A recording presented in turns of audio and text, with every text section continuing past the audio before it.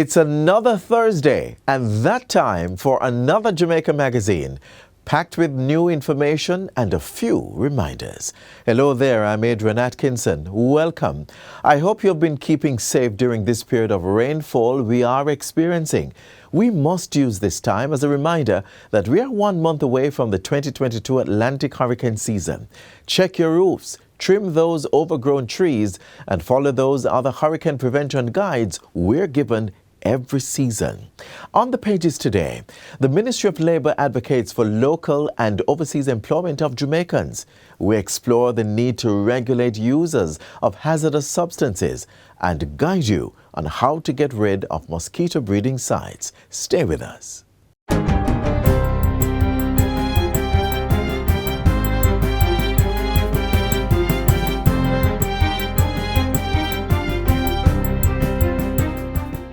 Good day, I'm Stephen McHugh, and this is your JIS News for Thursday, April 28, 2022.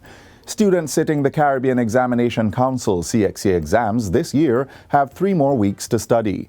The start of the Caribbean Secondary School Examination Certificate, CSEC, and the Caribbean Advanced Proficiency Examination, CAPE, have been pushed back to May 23. This announcement was made yesterday by CEO and Registrar of the Caribbean Examinations Council, Dr. Wayne Wesley. It comes after Education Minister Fable Williams indicated earlier this week that Jamaica would be taking its lobby for an extension to CARICOM's Council for Human and Social Development, COSOD. Dr. Wesley says the extension was granted following a meeting of the CXC's governing board, which also approved other changes to this year's sitting. Extension of the submission of school-based assessment from the June 30, 2022 by a further 2 weeks for the submission of both CAPE and CSEC SBAs. And thirdly, that the release of broad topics be communicated to the candidates. CXC will share with the Ministries of Education for communication with candidates the broad topics to be assessed on paper 2. CAPE and CSEC exam results are now projected to be released between late August and early September. Jamaica's border security will be improved under government's renewed Seaport Cooperation Project (SEACOP) agreement with the European Union (EU). The EU and the Ministry of National Security signed a memorandum of understanding on Tuesday, marking the 5th phase of the SEACOP project, which commenced in 2017. This phase of the agreement is being led by Expertise France and the International Ibero-American Foundation for Administration and Public Policies, with funding from the European Union. It is expected to boost the fight against illicit trafficking by sea through training in maritime security, mentoring, and the provision of critical equipment. In an effort to ensure the sustainability, the project will collaborate with the Regional Security System of CARICOM to deliver a training of trainers program for the region. And so collaboration with the Joint Regional Communication Center of CARICOM will facilitate the provision of maritime intelligence element of this training. The MOU is an amalgamation of efforts by the Jamaica Defense Force, the Jamaica Constabulary Force, the Jamaica Customs Agency, the Ministry of National Security, Expertise France, and the SEACOP project team. Transport and Mining Minister Audley Shaw says the expansion and remodeling of the departure lounge at the Sangster International Airport is set for completion this July. Minister Shaw made the disclosure during his sectoral presentation in Parliament yesterday.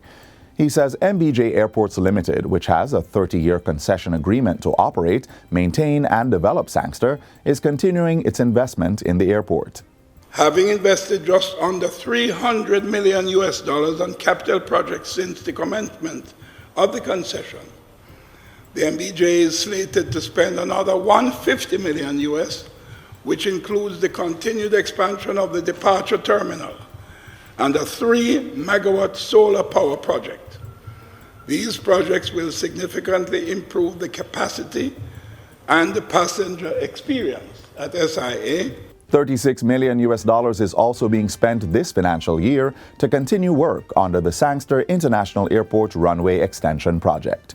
It is being financed from the Airport Improvement Fund and will increase the declared takeoff run by approximately 400 meters to 3,060 meters and provide runway end safety areas as mandated by the International Civil Aviation Organization. The state-owned bus company, the Jamaica Urban Transit Company, JUTC, is to receive 70 additional buses this financial year to boost its fleet.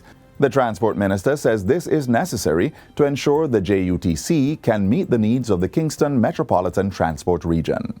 It is no secret that the aging, limited fleet of the JUTC is unable to meet adequately the demands of the commuting public. We are looking to expand and diversify the fleet with new buses and alternative fuel. The intention is to get to at least 400 buses as quickly as possible. Minister Shaw says the fleet will include 20 12-meter Golden Dragon compressed natural gas buses as part of the expansion of the natural gas project being done in partnership with the New Fortress Energy Company.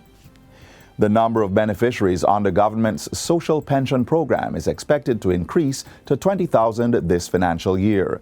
Labour and Social Security Minister Carl Samuda made the announcement Tuesday during his contribution to the sectoral debate in Parliament. The budget is in place to facilitate this uptake. We will also be rolling out the life certificate, which will, of course, confirm that the person receiving the benefit is still alive. The program was launched in 2021 and targets persons 75 years and older who are not benefiting from any other private or public program, such as a pension scheme. In July last year, 2,000 elderly Jamaicans received payments. And finally, Prime Minister Andrew Holness left the island today for 2 stops in the United States of America as part of engagements with the diaspora to mark Jamaica's 60 celebrations.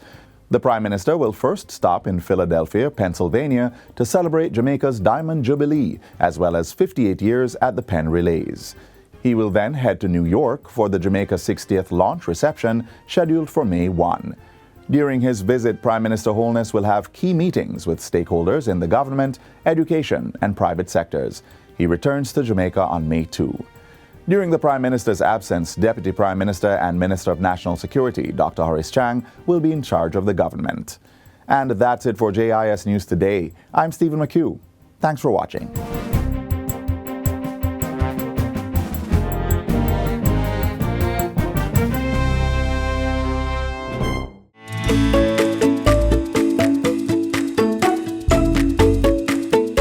Lowering the sodium content in children's diets today can help prevent heart disease later in their life, especially for those who are overweight. Shake the salt habit, shop smart and cook smart. Use less or no salt when cooking. Try using fresh herbs and seasonings to add more flavor. Limit the consumption of salty snacks.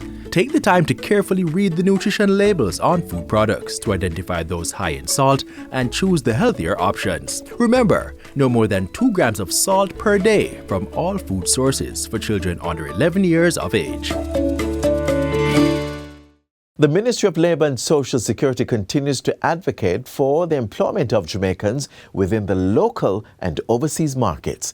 As part of his sectoral debate presentation in Parliament on Tuesday, Minister Carl Samuda shared action that has been taken to ease the overseas process while securing local employment. Farm work program earns money for Jamaica. Net money, US money. There are many more Jamaicans who are hoping to achieve the same benefits by participating in this very valuable program. In order for the program to fulfill the expectations of so many Jamaicans, we have to craft a strategy to reform and expand the program. In the United States, Jamaicans accounted for 2% of the 258,000 seasonal agricultural H-2A visa issued last year. There's a massive room for growth. So what we need to do in order to accelerate the growth of the program is we need to employ more liaison officers. And we are now in the process of engaging 3 new liaison officers to go out and go into the areas where the farmers are and to meet with the farmers and literally to encourage them to use the services of the Jamaican farmers. But one of the impediments is the time it takes from application to taking the trip. It's very frustrating and discourages the whole program. And one of the things that is discouraging is the fact that a provision is in it whereby you have to pay a fee. The fee now, I think, is 30,000 now, but it's expected to increase to 50,000. So when you get when one of your workers give a call, you get a call and say, come in tomorrow because time is of the essence. They come in and fill out the application, and then it is transferred to the U.S. Embassy. If you don't have that 30 and now going to be 50, you can't get nowhere. So what we did on the weekend is we met with the managers of these large farms, and we said to them, it is too much of a strain for the workers. They can't afford it, most of them. It is delaying the program, so I'm going to make you a business deal. We will shorten the time it takes from your request to the delivery of the worker to the airport if you pay it up front for them. And they accepted the idea of it, and they are doing an in-house assessment, but the results seem very favorable, that they will advance. So we will not need to ask the Jamaican workers, and then he deducts it from the employer. I have a responsibility for issuing work permits, and we issued 5,279 work permits last year, applications. We are going to be examining them far more carefully. We're going to be more discriminating, and we're going to send out teams to ensure that when we say to them, have you tried to find a Jamaican to fill the job for which we gave you a permit last year? If we don't find that to be in the affirmative, then they will not get another permit.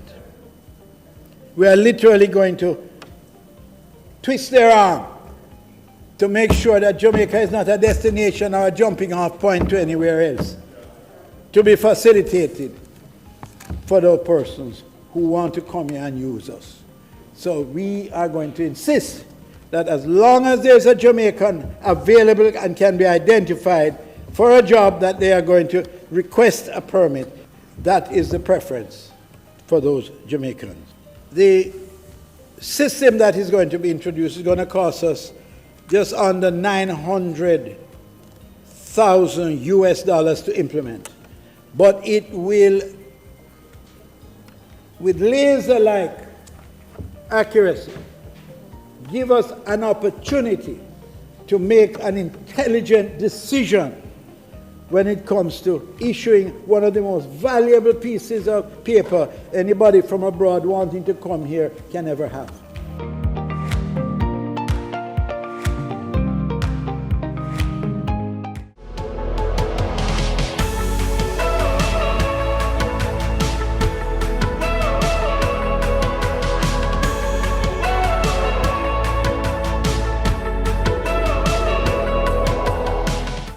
Up next, regulating users of hazardous substances and the process required.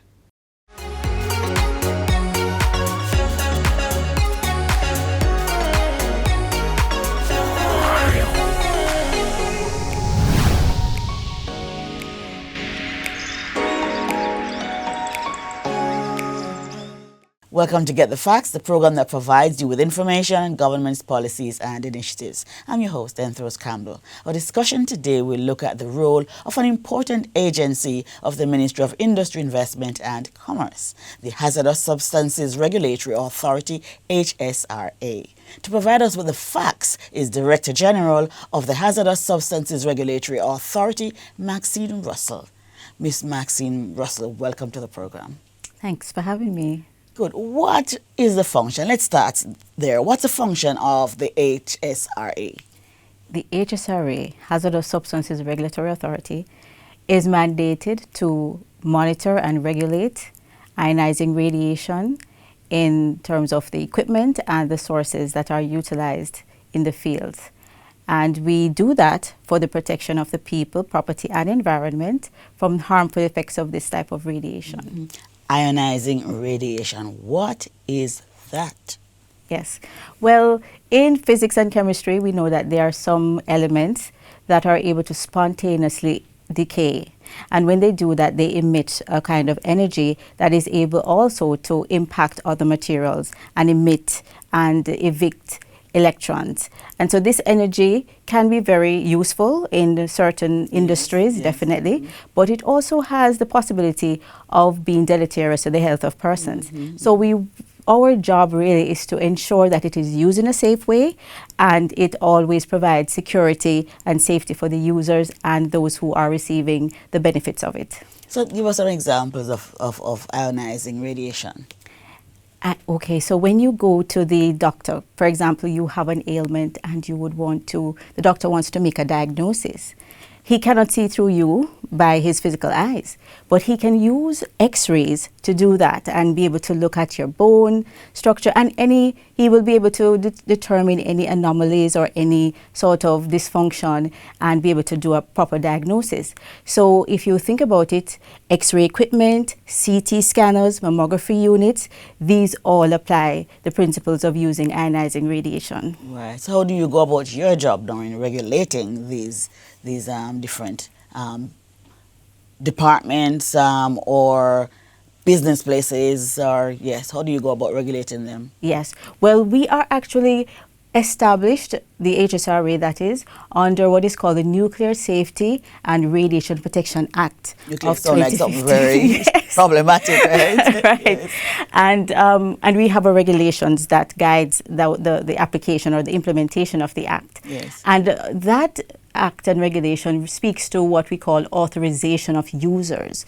So persons are out there using this right now, and they were using it for many years before we came along, definitely. Yes. And our mandate and role really is to get them under what is called our regulatory control by a process of authorization. So how we do this then is that we classify their facility based upon the items that they do have, the equipment and the sources.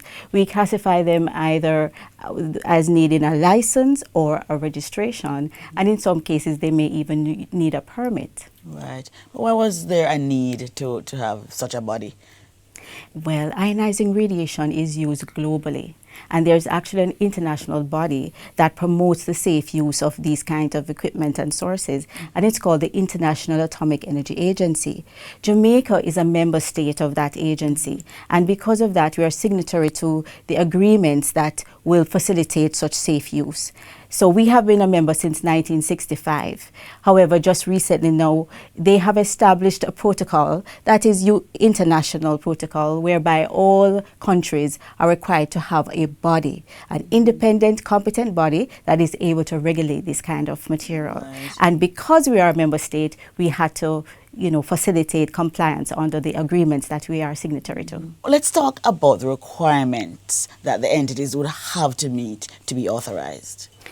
Well, when persons want to become authorized, they will have to submit an application form, so that starts it. And we also want to ascertain that the persons are fit and proper to operate this type of facility. So we require the completion of what we call a fit and proper declaration form. And there are supporting documents that are required to support the fact that they have trained staff.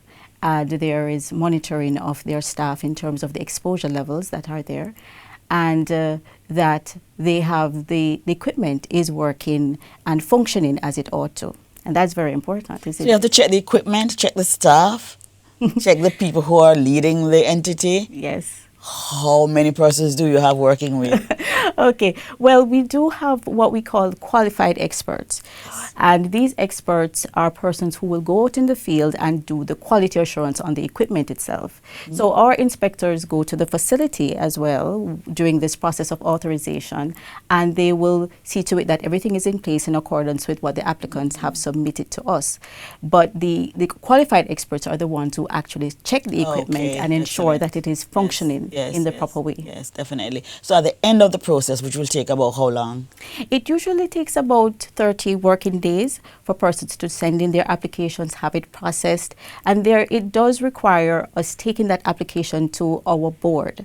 We are governed by a board, and we have a technical committee that looks at these applications and ensure that they are brought in to alignment and with the requirements of the agency. And once that is done, we will be able to issue that authorization to the applicant. Yes, which is called a certificate of registration. Yes, we have certificates of registration, and we also have licenses. And so there are also permits. And just to one important fact I'd like to point out, that because of this new regulations, persons who are importing such material, whether ionizing radiation equipment or sources, are required to have an import permit from the HSRA.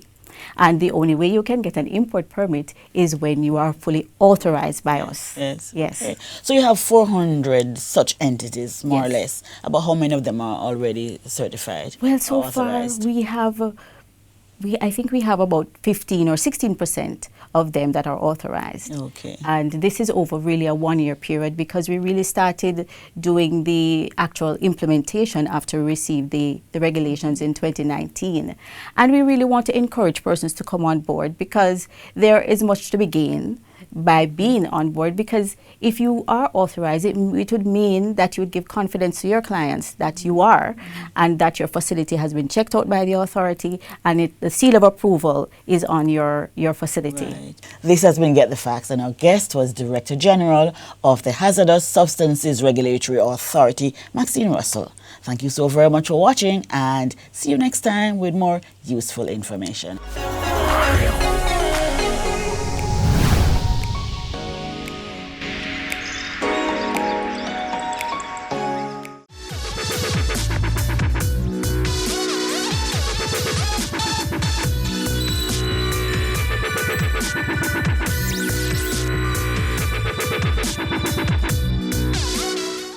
The country has been experiencing rainfall for a few days now, and with that comes the storage of water in containers around the home and business places. If left unchecked, these provide the ideal breeding environment for the Aedes aegypti mosquito.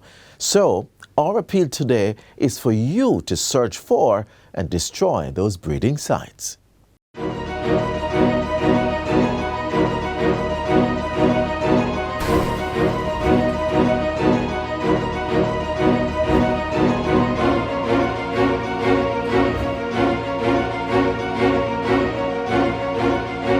We're looking for any container or anything which can hold water.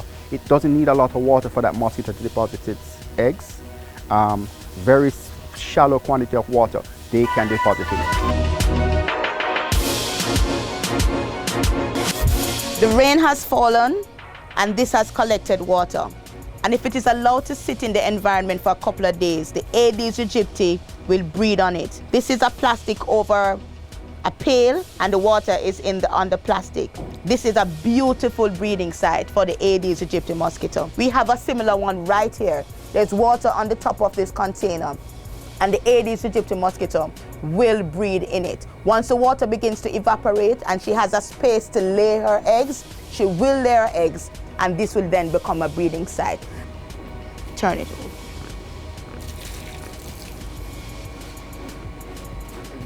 We do appreciate that roof gutters are very necessary in some areas that do not have piped water, so it helps to collect the rainwater when it comes. However, if these roof drains become blocked by trash or other things, then it makes the water stagnant and it becomes a major breeding site for the Aedes aegypti mosquito. So it's important, if you have these roof gutters, that you keep them clear, that the water is able to run. Even among your plants, we have plants that are, because of how the leaves overlap each other, they are able to collect water. And Aedes aegypti loves to breed in those environments. We suggest that persons do. If you think you love these plants and you want them, put them in pots. So when they do collect water, you're able to pick up the pots, drain them out and put them down. Because as it is right now, it's very difficult for us to get rid of the water, and they will just continue to be in the environment as breeding sites. This is a tire which has been discarded, but it's just in the backyard, and What we have now is apparently rainwater has now settled inside there, and we have it breeding.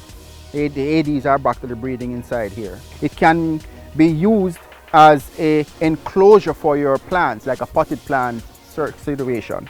So what we'll show you now is how we can have it filled with dirt that will ensure that when rain does fall, mosquito will not breed in it. There's also a method of stacking the tires so that they will not collect water. We advise the tire shop owners to, for each tire that they get, to punch a hole in each of the tires. Once that is done, they can stock them in this plaiting form. So they have one row going in a particular direction and then another set going in the opposite direction, and they will continue with this. What this does, it allows the water to be directed towards where the hole is bored. So even if the rain comes and water goes in, the water will not settle but go out. We know that most churches have what is called a baptismal pool. And we have found baptismal pools to be a major breeding site for the Aedes aegypti mosquito. So what is it that churches should do? We recommend that all baptismal pools be covered properly so that the mosquito will not have access to it for breeding. Sometimes the pools are shaped very funny, and so it's very difficult to cover. In those instances, we ask persons to empty the pool at least once per week. And after emptying the pool, we ask that you scrub the sides to ensure that you have dislodged all the eggs. So we saw many sites that were breeding the Aedes aegypti mosquito today. And we saw that these sites were found in and around our homes, business places. And if we do not deal with these breeding sites, they are going to continue to be there, posing a risk for the transmission of diseases because they are breeding the Aedes aegypti mosquito. So you must take action to rid your environment of those sites. So what is it that we're asking you to do? We want you to make this a habit. Once a week, search for and destroy the breeding sites of the Aedes aegypti mosquito.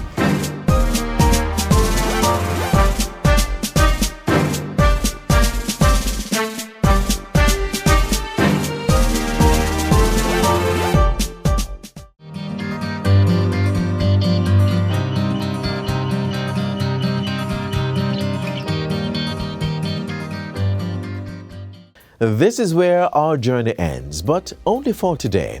Do join us again tomorrow when we'll bring you another informative program. In the meantime, stay connected via our website, jis.gov.jm. And while you're online, send your feedback to Jamaica Magazine at jis.gov.jm or via tweet at JIS News. You may also find us on all the major social media platforms and through our mobile app that's Android and iOS compatible. On behalf of the entire production team, I'm Adrian Atkinson. Do take care.